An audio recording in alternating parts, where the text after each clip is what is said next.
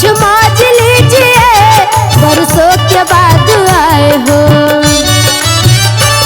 बरसों के बाद आए हो, कुछ मौज लीजिए, बरसों के बाद आए हो, कुछ मौज लीजिए, कुछ मौज लीजिए। मेरे साथ में दिल खोल के, मेरे साथ में दिल खोल के जी भर के पीजिए, मेरे साथ में दिल खोल के जी भर के पीजिए, बरसों के बाद आए हो।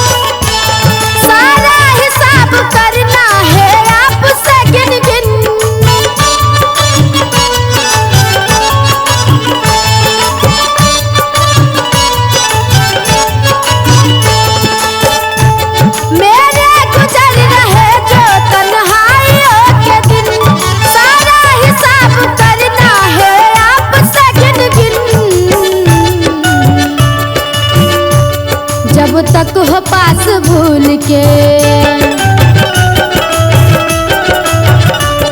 जब तक हो पास भूल के गम ऐसा कीजिए, जब तक हो पास भूल के गम ऐसा कीजिए, बरसों के बाद आए हो।